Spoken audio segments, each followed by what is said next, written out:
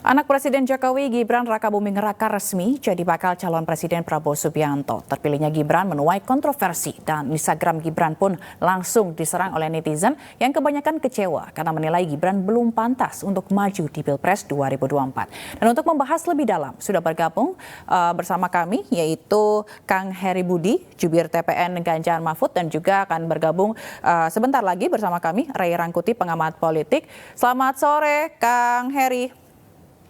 Selamat sore Mbak Zila, apa kabar? Baik, Kang Heri sehat ya? Alhamdulillah, lagi di dapil saya, lagi di Bengkulu. Siap. Kang, ini kita ngomongin soal Gibran, kontroversialnya ketika dipasangkan dengan Prabowo. Kalau kita ngelihat gitu ya Kang, sikap politik Gibran ini berubah dalam waktu 2,5 bulan. Agustus lalu masih tegak lurus dengan PDI Perjuangan, bahkan digadang-gadang jadi jurkamnya Pak Ganjar gitu. Lalu sekarang malah jadi bacawa presnya Prabowo. Tanggapan Kang Heri seperti apa? Ya, pertama kami ingin sampaikan, kami di TPN Ganjar Mahfud MD mengucapkan selamat ya kepada Prabowo dan Gibran ya, yang kemarin sudah diumumkan. Tentu dalam kontestasi politik bagi kami, siapapun warga negara, siapapun anak bangsa memiliki kesempatan, memiliki hak untuk ikut ya di dalam kontestasi, termasuk kontestasi Pilpres. Yang dipertanyakan oleh Mbak Zila kali ini adalah soal Gibran ya. Nah, saya kira karena kami di TPN, kami berfokus pada bagaimana terus mendorong dan memperjuangkan serta memenangkan Ganjar Pranowo dan Profesor Mahfud. Kami terus terang ya tidak ikut campur ya di dalam persoalan-persoalan yang terjadi di Mas Gibran. Tapi bagi sesama anak bangsa, saya ya mengucapkan ya selamat ya, dan kita mari bertarung, berkontestasi secara fair ya. Dan tentu kita lihat ya variabel-variabelnya terlalu banyak gitu ya. Mulai dari keputusan MK, lalu kemudian desas-desus akan diusung oleh Golkar, ternyata semua itu menjadi kenyataan. Dan saya kira masyarakat atau publik pun sudah bisa menilai apa sebenarnya yang terjadi di belakang panggung. Demikian. Baik.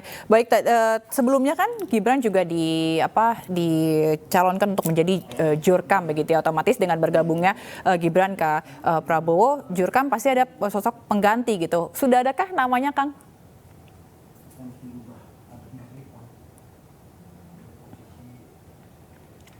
Baik, Kang Heri. Baik, sepertinya ada kesalahan dan kita sebentar lagi kita akan bergabung dengan narasumber. Iya. Baik. Dan kita akan bergabung langsung dengan Mas Ray Rangkuti selaku pengamat politik. Nanti kita akan bergabung dan kita juga akan masih menunggu ini bergabung lagi dengan Kang Heri Budi, jubir TPN Ganjar Mahfud, yang tadi ada kendala terkait masalah sinyal.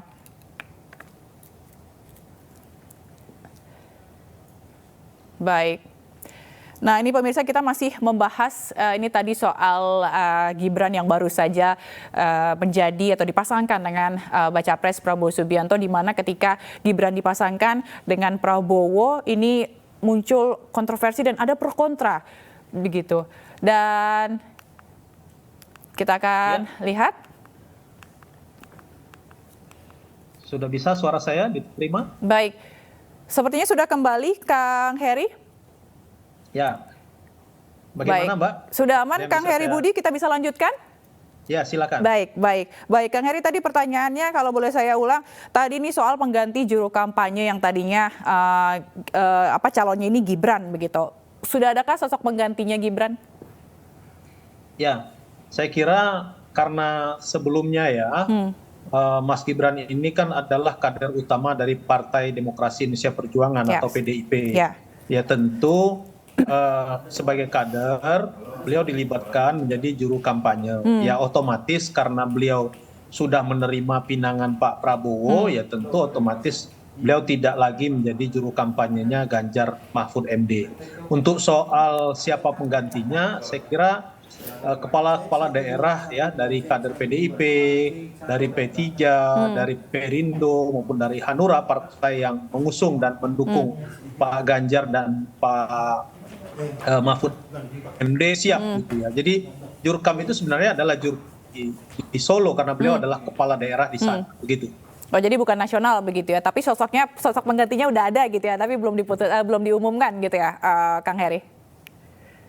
Ya, kalau di Solo banyak tokoh-tokoh dari, saya kira untuk terus bisa mempertahankan suara dari Ganjar Pranowo dan Mahfud MD. Baik, Kang Heri, kita akan panggil Mas Ray Rangkuti, pengamat politik, untuk bergabung bersama saya di studio. Halo Mas Ray, apa kabar? Baik sejauh ini.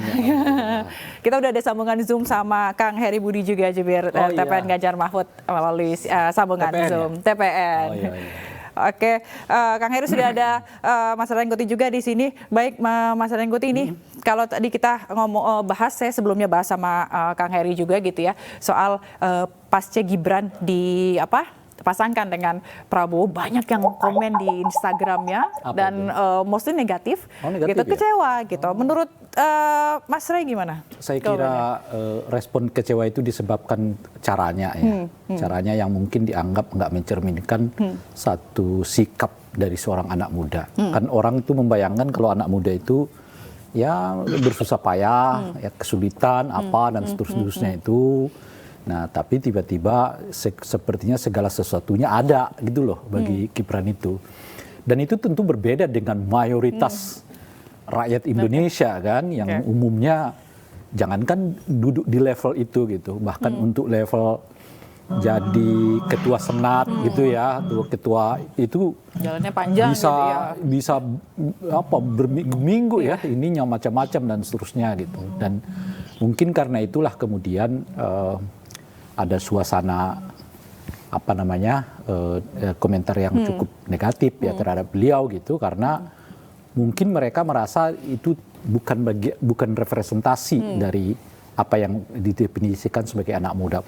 Oleh karena itu mungkin juga perlu ini Gibran untuk cermati benar ini soal ini gitu. Tapi ada yang bawa-bawa juga soal politik dinasti tuh, Mas. Iya, makanya itu harus dicermati betul oleh Gibran, karena kalau benar itu lebih banyak negatif komentarnya, itu artinya sinyal bahwa anak-anak muda kita itu merasa bahwa Gibran bukanlah representasi dari mereka gitu loh.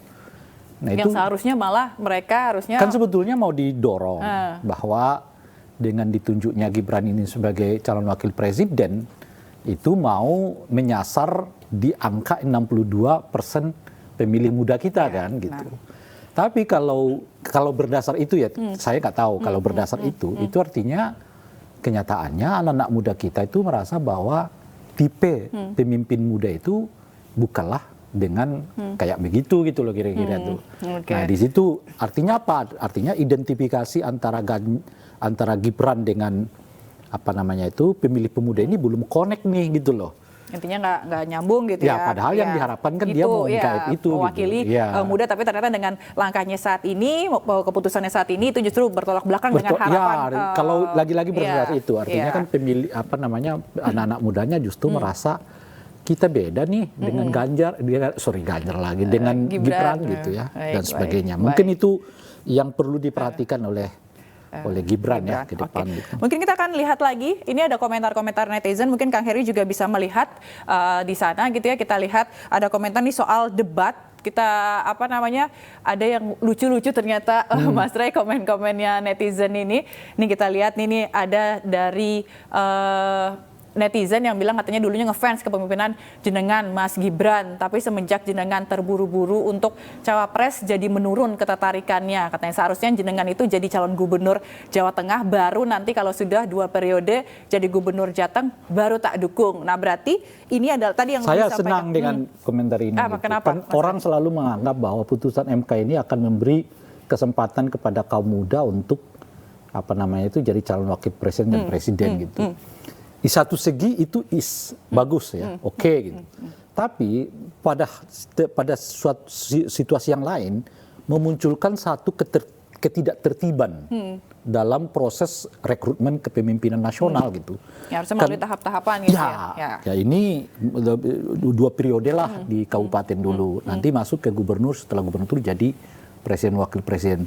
Itu mestinya yang menurut saya ya harus kita lakukan betul. Tidak ujuk-ujuk baru 3 tahun di wali kota pindah langsung ke wakil presiden. Itu seperti melompat. Nggak usah jauh-jauh lah negara. Organisasi mahasiswa ya, kalau kita pernah ikut organisasi mahasiswa yang ekstra lah ya, itu kan pengkaderannya itu jelas. Ya, kader pendidikan tahap 1, kader pendidikan tahap 2, sampai ada yang sampai kader pendidikan tahap 3 gitu. Kalau Anda mau menjadi ketua umum organisasi ini, Anda harus lewati dulu tahapan-tahapan ini gitu ya. Jadi kalau Anda baru tahap pengkaderan tahap 1, nggak bisa langsung itu jadi ketua umum gitu, calon ketua umum. Ada prosesnya. Ya kalau Anda tahap ini pengkaderan tahap 1 itu paling hebat Anda jadi calon ketua wilayah gitu ya, atau daerah atau cabang atau apa istilahnya gitu. Nah baru ada yang mungkin sebagian organisasi itu lolos dulu pengkaderan tahap 2 baru ketua umum. Ada yang bahkan lolos dulu pengkaderan tahap 3 baru jadi ketua umum. Nah itu ada tertib di organisasi mahasiswa loh ya, organisasi pemuda itu. Nah jadi nggak ada yang ujuk-ujuk 3 tahun dulu jadi wali kota langsung. Yang saya gini loh, Anda harus bayangkan nanti ada anggota DPR baru misalnya ya katakanlah mungkin 4 tahun karena pilkada kita kan serentak. Tapi anggota DPRD langsung dia mencalonkan diri sebagai calon presiden. Itu melampaui. Iya, karena kan putusan itu tidak hanya kepada eksekutif kan. Putusan itu kepada semua jabatan yang bersifat elected. Baik. Jadi yang kalau elected itu ya DPR, ya kepala daerah, ya presiden, wakil presiden dan sebagainya. Baik. Kang Heri masih bergabung ya. Kang Heri tadi kalau dari pernyataannya Mas Rarengkuti yang bilang kalau terlalu jauh gitu ya lompatannya Gibran untuk dari wali kota ke ke bacawa pres gitu. Apakah ini menjadikan Gibran akan menjadi lawan yang pantas buat Pak Mahfud? Ya, kalau ditanyakan seperti itu, saya kira semua publik, semua masyarakat akan tahu apa yang disampaikan oleh Mas Ray Rangkuti itu secara jelas ya, tegas bahwa di dalam kepemimpinan itu perlu proses. Itu kata kuncinya yang disampaikan oleh Mas Ray. Dan saya dengan komentar-komentar itu masyarakat tuh sebenarnya berharap bahwa proses di dalam kepemimpinan itu penting ya. Saya bicara kepemimpinan dulu, belum saya bicara dalam kapasitasnya misalnya kepemimpinan nasional. Itu jauh lebih detail, jauh lebih mestinya lebih berproses gitu ya.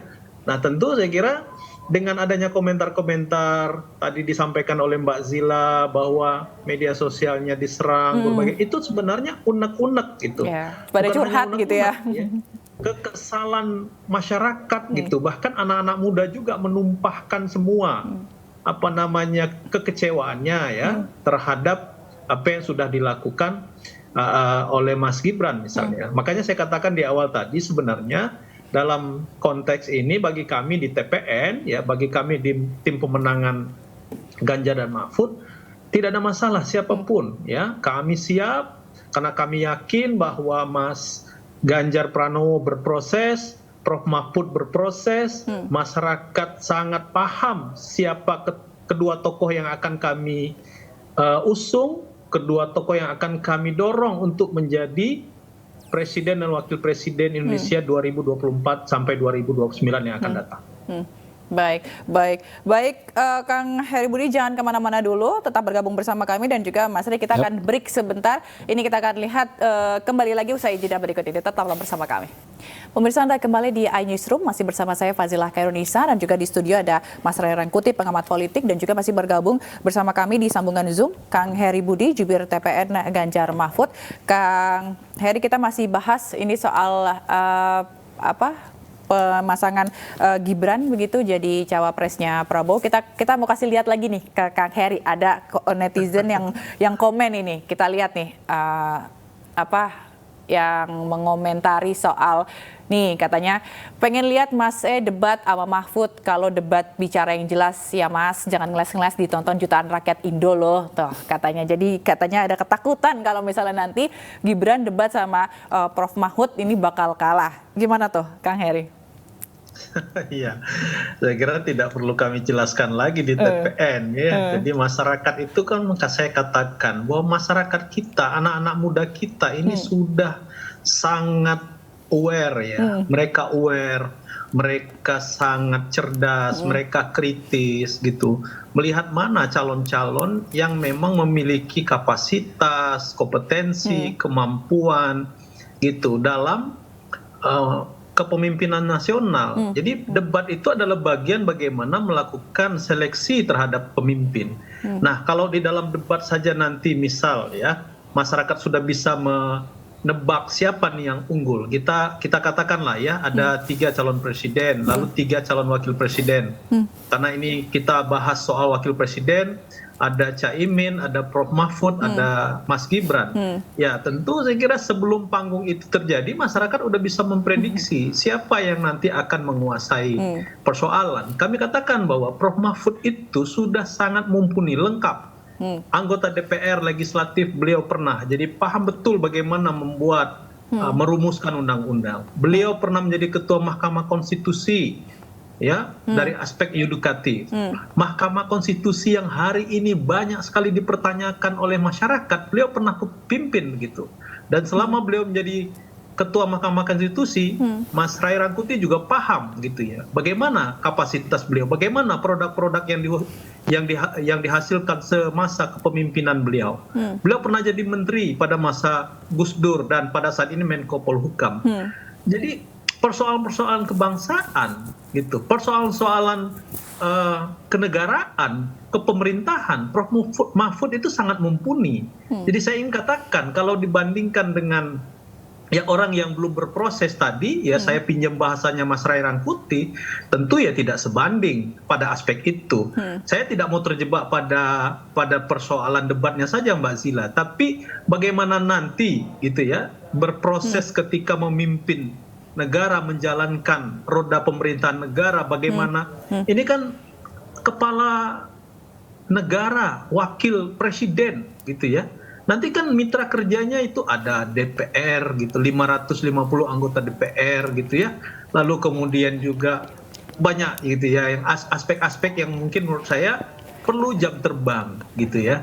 Jadi apa yang dinilai oleh masyarakat, apa yang muncul di media sosial, itulah potret bahwa masyarakat kita sebenarnya mempertanyakan ya kehadiran beliau. Tapi bagi kami di TPN, saya tegaskan kembali, kami tidak masalah, kami siap, dan kami ya tidak gentar sedikit pun gitu ya menghadapi siapapun. At least itu adalah ya putra presiden ya yang hari ini ya kita tahu ya kalau seorang presiden penguasa ya beliau mengatakan merestui ya pasti merestui kan, nggak mungkin orang tua tidak merestui anaknya. Ya orang tua. Tapi gitu ya Kang. Sampaikan mari kita laksanakan pemilu presiden, pemilu legislatif ini secara fair, secara bersih, jujur gitu ya. Nah, kalau itu kita lakukan, kami yakin bahwa dengan kandidat yang kami usung, betul-betul kandidat kami ini siap dan memang sudah berproses di dalam kepemimpinan nasional. Ya, Mas Ganjar pernah anggota DPR, gubernur 2 periode. Saya kira tidak ada masyarakat yang meragukan kemampuan dari Mas Ganjar dan Prof Mahfud. Benar, karena dari sepak terjangnya juga gitu ya Mas Ray juga ya, Kang Heri, karena udah pasti gitu ya, apalagi kita lihat Mas Ganjar dan juga Prof Mahfud ini benar-benar kualitasnya sudah tidak diragukan lagi. Oke, kita ke Mas Ray. Saya perlu menambahi tadi apa yang disebut oleh Bung Heri ya. Tapi ada loh mantan presiden yang mengatakan tidak untuk anaknya. Dalam hal ini Pak B.J. Habibie.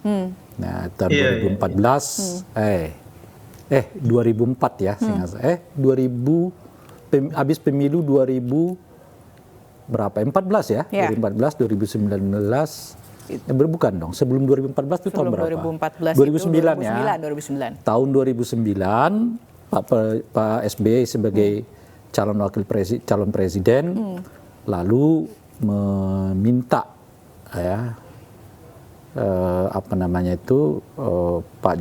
Pak Habibie untuk merelakan anaknya Pak Ilham Habibie untuk jadi calon menteri. Nah, Pak Habibie mengatakan tidak. Jadi itu tidak semua presiden yang haus akan kekuasaan gitu dengan menggunakan anaknya gitu ya. Saya sayang anak saya. Tapi karena saya sayang anak saya nggak bisa membiarkan dia nanti akan istilah orang sekarang kan dibully ya. Itu nanti dibilang nepotisme lah, apalah macam-macam. Berarti menurut Mas Ray ini udah pasti ke politik dinasti arahnya? Ini perlu kita perjelas dulu. Ini sebetulnya pekerjaannya itu politik dinasti, tapi sifat dari situasi ini namanya kan dinasti politik. Ini dua hal yang berbeda. Nah, dinasti politik itu satu kepemimpinan yang dikuasai oleh sekelompok keluarga gitu. Nah, dia sebetulnya menjadi dinasti itu karena ada cabang kekuasaannya, cabang dari keluarga mereka yang tengah menjabat dalam posisi yang bersifat elected. Itu yang disebut dengan dinasti gitu. Nah, kalau sebetulnya cabang keluarga itu sudah terbebaskan dari seluruh jabatan setidaknya 5 tahun, itu nggak bisa kita sebut sebagai dinasti politik. Nah, ini jangan sampai yang bapaknya yang sudah nggak menjabat 20-30 tahun yang lalu dia tiba-tiba muncul masih disebut dinasti. Itu bukan. Yang disebut dengan dinasti itu adalah selama yang bersangkutan, selama cabang dari keluarga itu masih menjabat aktif, lalu cabang yang lain ikut serta di dalam perhelatan politik elected gitu. Berarti seperti yang terjadi saat ini? Seperti yang terjadi saat ini, gitu loh. Nah, tapi itu kan orang mengatakan, itu kan biasa-biasa. Iya memang biasa, tapi kan tidak semua yang biasa harus kita contoh gitu. Nah, tapi di Amerika terjadi, di Amerika terjadi itu tidak semarak di Indonesia. Anda kan lihat di kepala daerah kita semuanya juga banyak yang berdasarkan dinasti itu. Di Amerika itu boleh disebut dinasti itu pengecualian. Jadi itu bukan praktek yang lazim di Amerika itu. Kalau seringkali kan orang mendasarkannya pada praktek politik yang terjadi di Amerika dan sebagainya. Berarti Mas Ray, berarti cengkramannya Jokowi dalam hal ini untuk ke Gibran berarti cukup kuat ya untuk melakukan ya dengan lihat Gibran dukungan politiknya begitu dan akhirnya dia ke Prabowo. Nggak bisa dilepaskan kan gitu. Dengan semua drama yang terjadi sampai saat ini kan susah kita menjelaskannya bahwa Pak Jokowi sedang tidak bersama dengan Gibran gitu. Dengan semua drama ini gitu ya. Makanya kan beliau mengatakan ya saya izinkan gitu ya. Itu bukan karena karena sikap demokratik Pak Jokowi, tidak gitu. Ya karena memang beliau pengen gitu. Penjelasannya menurut saya gitu. Itu satu. Nah, yang kedua, sebetulnya justru yang menarik itu kalau Pak Jokowi mengatakan saya tidak izinkan. Nah, justru itu malah jadi lebih menarik gitu ya. Baik Kang Heri, kita tadi tanggapannya nih soal dinasti politik yang tadi disampaikan oleh Mas Ray juga singkat saja, ada nggak sih kekhawatiran soal dukungan yang diduga akan pecah begitu antara ke Pak Ganjar dan juga ke Mas Gibran? Ya mungkin saya tambahin juga kekhawatiran publik soal politik dinasti itu karena memang ada campur tangan MK di situ gitu loh. Mungkin kalau nggak ada campur tangan MK yang kemudian meloloskan Mas Ganjar, ya publik juga tidak menilai politik dinasti itu terlalu kentara gitu ya kan? Jadi keputusan MK itu siapa? Maka bahkan diplesetkan menjadi mahkamah keluarga ya, banyak sekali di media sosial gitu ya. Jadi saya kira itu tambahan dari saya soal itu. Jadi lagi-lagi saya katakan bahwa masyarakat kita ini menilai kritis, kemudian mereka mencerna ya. Anak-anak muda juga saya katakan nggak mungkin lah kalau anak muda kita apatis dengan politik, apatis dengan kepemimpinan nasional misalnya. Buktinya ya begitu ada persoalan ini kan mereka ramai-ramai itu kemudian masuk dan memberikan komentar. Ini adalah bukti ya bahwa memang proses itu sangat penting, Mbak. Baik. Tentu kita harapkan ini nanti juga pemilunya berjalan dengan aman, damai dan tentram gitu ya, Mas Ray. Baik. Terima kasih Kang Heri Budi, Jubir TPN Ganjar Mahfud dan juga Mas Ray Rangkuti, pengamat politik telah bergabung di iNewsroom hari ini. Salam sehat selalu dan sampai jumpa.